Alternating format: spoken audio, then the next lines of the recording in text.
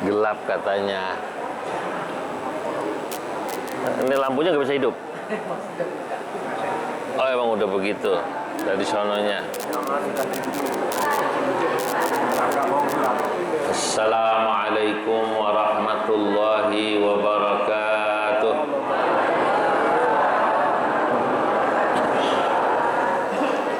Alhamdulillahi rabbil alamin. Wassalatu wassalamu ala asyrafil anbiya'i wal mursalin Sayyidina wa habibina wa syafi'ina wa maulana Muhammadin wa ala alihi wa ashabihi wa man tabi'ahum bi ihsan ila yaumiddin, amma ba'du. Hadratal muhtaramin, para alim ulama, para asatidah, para kiai, tokoh dan pemuka masyarakat, wabil khusus guru-guru tetap kita. Alhamdulillah hari ini saya bisa bertemu Kiai Haji Muhammad Ja'far. Para pemuka masyarakat, guru yang lain tentunya Ustaz Habibi, Ustaz Hamid, Bapak Haji Basroin, pengurus Masjid Baitur Rahim, insyaallah semua dicatat yang hadir dalam deretan ahli surganya Allah. Pada pagi yang mubarak ini alhamdulillah saya dapat silaturahim ngaji di masjid ukhuwah atau di majelis ukhuwah Islamiyah. Tadi sudah disebut 1 bulan lebih saya nggak ngaji ya. Alhamdulillah majelis ini masih tetap istiqomah. Istiqomah itu artinya ya jamaahnya segitu-gitu aja. Ya, stabil. Bapak Ibu yang dimuliakan Allah, pada kesempatan hari ini saya ingin menyampaikan di pengajian, biasanya jatah saya fikih ya, maka saya ingin menyampaikan bahwa salah satu yang harus dipahami dalam fikih itu adalah perkembangan zaman. Karena apa? Karena masyarakat itu perilakunya berubah-ubah, urufnya, tradisinya berubah-ubah ya. Nah, hadirin, karena masyarakat itu tradisi dan urufnya berubah-ubah, itulah yang menyebabkan ada dalam fikih itu beberapa hukum ikut berubah. Karena memang ada dalam Islam ini hukum yang sifatnya thawabit. Thawabit itu artinya tidak bisa berubah. Ada yang sifatnya mutaghayyirat. Mutaghayyirat itu berubah. Yang thawabit misalnya kita tahu seperti rakaat sholat. Itu yang namanya sholat 5 waktu, rokaatnya dari mulai zaman Nabi Muhammad SAW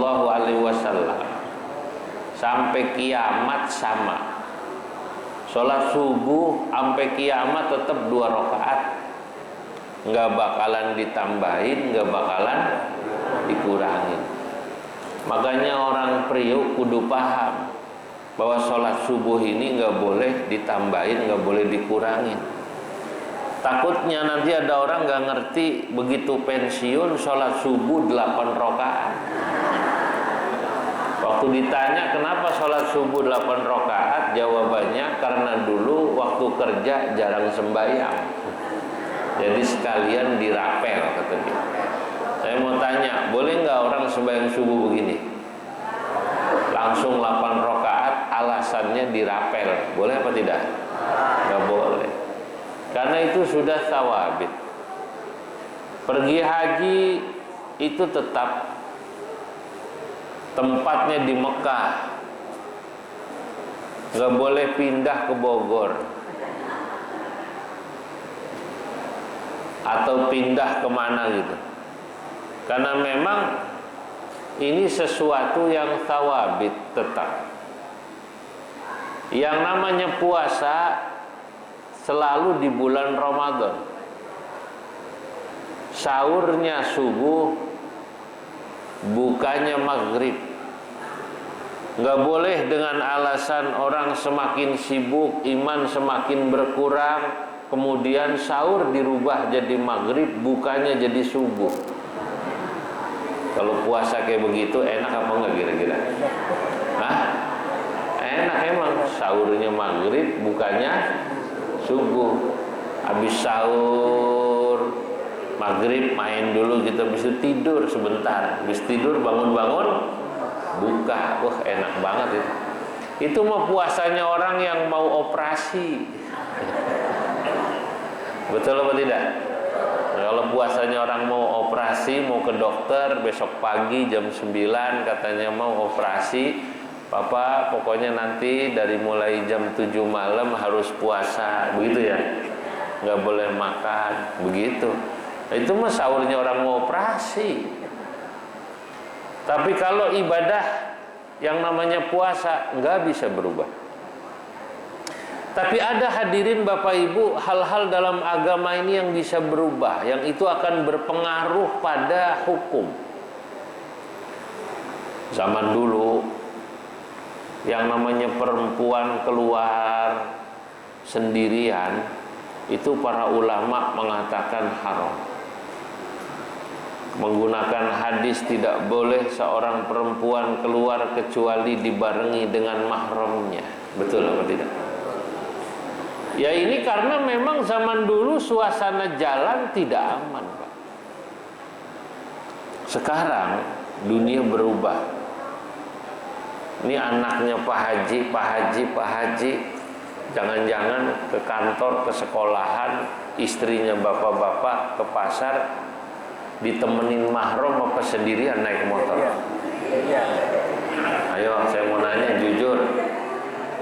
Ditemenin mahram apa sendirian? Nah, apakah berlaku hadis tidak boleh seorang perempuan keluar kecuali dibarengi dengan mahramnya? Maka bapak-bapak, ibu-ibu, maka hadis ini harus dibaca. Oh, kenapa Nabi melarang dulu perempuan keluar sendirian tanpa mahram? Kan begitu kan? Karena memang pada masa itu yang namanya jalanan tidak aman. Tidak aman. Sekarang jangan ke pasar, jangan ke kampus. Ada orang anaknya kuliah di Malaysia, kuliah di mana gitu, di Eropa. Sekarang yang namanya keamanan itu terjamin. Mahram jadi sudah posisinya seperti, saya tidak mengatakan diganti, tapi seperti diganti dengan visa. Visa, paspor itu yang bikin aman karena terpantau.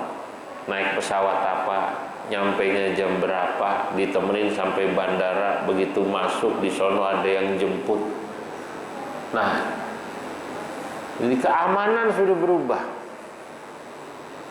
Ya walaupun kita hormati kalau ada orang yang tetap menggunakan hukum, saya emang enggak Pak, bini saya ke pasar tetap saya temenin, ya enggak apa-apa. Bahkan ada, ini saya mau cerita tapi rahasia, jangan ngomong-ngomong. Itu orang yang istrinya nggak boleh ke pasar, yang ke pasar dia. Saya mau tanya, kalau di Priuk yang kayak gini masih ada apa nggak kira-kira? Kayaknya udah nggak ada ya. Oh, bagi perempuan ke pasar itu kehormatan, bisa ngatur duit belanja. Tapi ada orang itu yang istrinya nggak ke pasar, dia yang ke pasar. Di rumah aja istrinya nggak pernah tahu berapa harga bawang, berapa harga toge, berapa harga ini, nggak tahu. Istrinya nggak pernah tahu yang jualan toge, yang jualan bawang janda, nggak tahu, yang tahu suaminya. Saudara, Mungkin kalau ada orang yang pakai hukum semacam ini masih tegas, perempuan gak boleh keluar sama sekali di rumah, ya kita harus hormati. Tapi dia juga harus tahu bahwa orang yang misalnya anaknya kuliah, istrinya ke pasar, naik motor dengan alasan dia merasa aman. Ini tanya aja dah yang punya anak perempuan. Kan rata-rata sekarang sekolah, kuliah, kerja, ya dianterin apa sendiri aja? Rata-rata saya mau tanya, dianterin apa sendirian? Sendiri. Kalau pakai hadis yang tadi, nanti kapan-kapan bapak-bapak kalau ketemu orang yang maaf masih berpegangan pada hadis tadi, lu ngaji saben minggu, denger enggak tuh? Tidak boleh perempuan keluar rumah kecuali dibarengi dengan mahram. Anak lu kuliah, lu anterin enggak? Enggak. Anak lu sekolah, lu anterin enggak? Bini lu ke pasar, lu anterin enggak? Enggak. Dosa lu. Nah, bapak-bapak ini harus bisa jawab. Jawabnya seperti tadi. Ya, konteks zaman berubah. Dan hukum ini adalah hukum yang berubah karena konteks zaman. Nabi bilang begitu, karena memang pada masa Nabi kondisi keamanan jalan tidak seperti sekarang. Paham ya? Nah ini makanya ngaji kudu tahu jawaban, Pak. Sama kayak sekarang, orang nggak bisa masuk ke rumah orang, masuk ke negara orang bebas. Sebelum ada yang namanya rezim perbatasan, orang itu, orang Jawa nyari ikan ya sampai Malaysia bebas zaman dulu. Belum ada rezim perbatasan, lautnya bebas. Bebas nggak kira-kira? Bebas. Dulu orang masuk negara orang, hadirin, tidak pakai yang namanya paspor. Masuk aja. Ada yang namanya Ibnu Battuta. Ibnu Battuta itu dulu dari Maroko. Lagi rame Maroko sih ya. Iya. Dari Maroko dia sebagai penjelajah jalan itu. Masya Allah, terkenal sebagai Rahalatul Maghrib, penjelajah dari Maroko sampai Sumatera. Zaman itu masih pakai paling kendaraan al-kuda atau al-onta. Kalau nggak al-kuda apa namanya? Al-onta. Jalan. Masuk ke negara-negara nggak ditanya paspor. Maka tadi saya bilang orang nyari ikan bebas. Sekarang nggak bisa. Semua ada paspor. Kalau kita masuk ke negara orang, berarti kita dianggap memasuki teritori orang tanpa izin, bisa dipenjara. Bisa dipenjara apa enggak? Iya. Enggak bisa bapak-bapak, ibu-ibu kemudian ngomong, "Loh, ini tanah Tuhan." Apa namanya? Tanah Tuhan. Enggak bisa. Karena ini aturannya sudah berubah. Maka ada guyonan. Dulu orang Madura, Sumenep nyari ikan sampai Australia bebas sebelum tahun 45. Sebelum tahun 45, sebelum ada rezim perbatasan, bebas Pak, nyari ikan bebas. Terus sekarang orang nyari ikan ke sono, ditangkap nggak kira-kira? Ditangkap. Begitu ditangkap sama kepolisian laut Australia, Anda melanggar hukum Australia dan internasional. Anda memasuki wilayah kami tanpa izin, Anda mencuri ikan kami. Nah, dia rupanya jawab, "Loh, sampean ini bagaimana? Ini laut-lautnya Tuhan. Laut-lautnya Tuhan. Lagi pula ini ikan dari Sumenep lari ke sini, saya kejar." Orang Madura dilawan. Ini guyonan ini.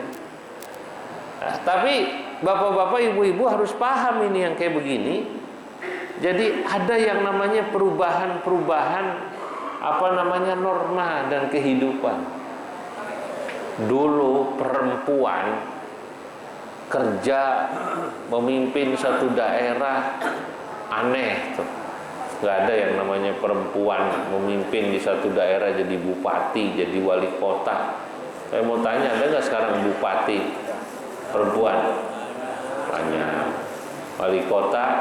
Banyak. Jangan kok jadi bupati wali kota, kerja aja dah. Kerja di tempat-tempat tertentu. Jangan kerja perempuan bicara di forum-forum, itu aneh. Sekarang norma sudah berbeda, bergeser. Makanya kita harus tahu apa yang disebut oleh para ulama taghayyurul ahkam bitaghayyuril amkinah wal azminah. Hukum itu bisa berubah, bergeser seiring perubahan zaman dan tempat. Sebenarnya yang berubah bukan zaman dan tempatnya, yang berubah adalah bitaghayyuri a'rafil amkinah wal azminah, karena berubahnya uruf, budaya, tradisi, norma, nilai-nilai yang berjalan di satu masyarakat. Nah, makanya para ulama harus paham ini. Harus paham ini. Jadi supaya memutuskan hukum, dia paham tradisi. Nah, bapak-bapak, saya mau tanya, zaman dulu yang namanya ustadz ngaji itu nggak pakai dibawain berkat, nggak pakai. Betul apa tidak?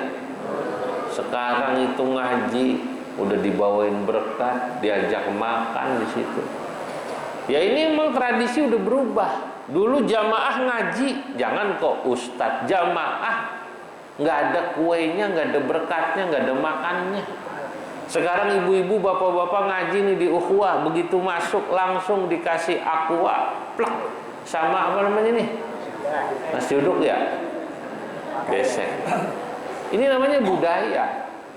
Saya mau tanya, ini tradisi, budaya, kebiasaan yang baik apa jelek? Baik apa jelek? Baik. Besok-besok tolong jamaah dikasih amplop lagi, ditambahin budaya. Nih kalau jamaahnya ngaji langsung dikasih amplop, baik apa enggak? Iya.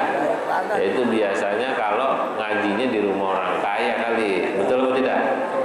Saya pernah lihat dulu yang bangun Masjid Kuba Mas Depok, tahu ya? Namanya Bu siapa lupa saya. Budian Al-Mahri. Allah.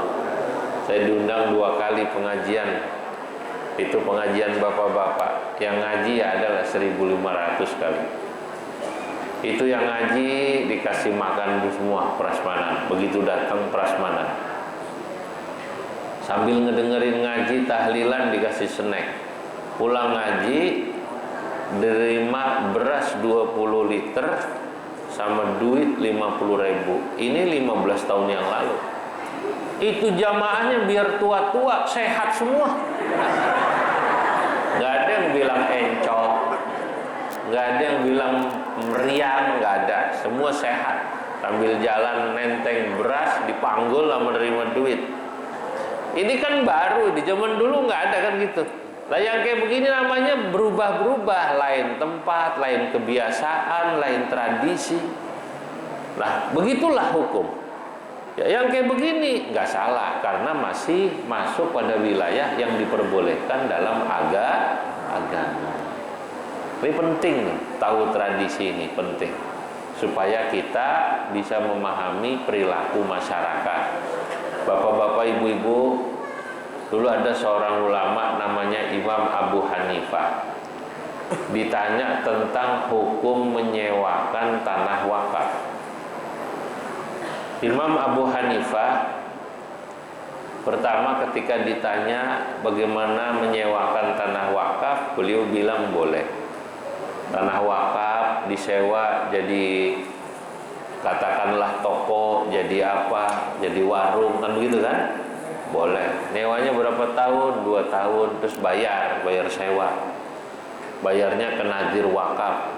Misalnya ada masjid punya tanah wakaf kanan kirinya pinggir jalan rame disewain itu, jadi toko-toko misalnya. Imam Abu Hanifah pada saat ditanya pertama, beliau jawab bilang boleh. Nggak lama, mungkin jarak setahun 2 tahun, ditanya pertanyaan yang sama, bagaimana hukumnya menyewakan tanah wakaf? Imam Abu Hanifah jawab tidak boleh. Loh, orang yang nanya bingung. Loh, saya pernah dengar katanya dulu boleh, kenapa sekarang nggak boleh? Apa ayatnya berubah, hadisnya berubah, kan begitu kan? Beliau bilang yang berubah perilaku masyarakatnya. Dulu orang amanah-amanah, nyewa tanah wakaf setahun, 2 tahun, 3 tahun, kelar 2 tahun, 3 tahun dibalikin. Sekarang orang sudah jarang yang amanah. Nyewa tanah wakaf, sertifikatnya dirubah. 2 tahun, 3 tahun, bablas angine. Wabillahi taufik wal hidayah wassalam. Tanah wakaf berubah, habis. Lu banyak. Zaman dulu apalagi belum ada sertifikat. Kalau sekarang sih mungkin sudah ada sertifikat. Makanya dulu Imam Nawawi tinggal di Syam, itu nggak mau makan korma apa anggur gitu, saya lupa, dari negeri Syam, di negerinya. Kenapa? Karena Imam Nawawi saking hati-hatinya, beliau bilang begini, dulu saya dengar di sini banyak tanah wakaf yang dipakai buat kebun korma, tapi kemudian tanah wakaf kebun korma itu menjadi beralih statusnya dimiliki orang, karena manusianya serakah, manusianya nggak ngerti halal haram, tanah wakaf dikuasai. Makanya saya kalau ada korma, saya tanya, kata Imam Nawawi, ini korma Mesir apa korma kampung sini? Korma kampung sini, nah, kamu makan. Kenapa? Takut yang dimakan adalah korma berasal dari kebun yang dulunya tanah wakaf, tapi kemudian dikuasai oleh itu ulama. Baik, kalau dari mana kormanya? Dari Mesir. Dari mana kormanya? Dari Madinah, baru mau. Orang kalau hati-hati gitu. Zaman sekarang nggak pakai nanya lagi nih, kira-kira yang ngasih ini duitnya halal apa haram apa syubhat, lah mau duit setan, mau duit jin gua makan gitu. Zaman sekarang begitu ya orang ya. Tapi insya Allah jamaah ukhuwah Islamiyah tidak. Amin. Ya kita supaya bisa hati-hati. Hadirin ini saja karena masih banyak guru-guru. Ya semoga insya Allah saya bisa istiqomah. Ya saya kalau sehat badan ada di Jakarta, insya Allah saya ngaji. Saya tadi nyari ngaji, muter ini dari Warakas 1 muter, kok nggak ada pengajian, terus sampai Gang 24 muter, sampai Warakas 6 muter, akhirnya ketemu juga. Ya emang sengaja olahraga naik sepeda. Daripada subuh muter, ketemu juga di sini. Ya, semoga manfaat. Wassalamualaikum warahmatullahi wabarakatuh. Waalaikumsalam.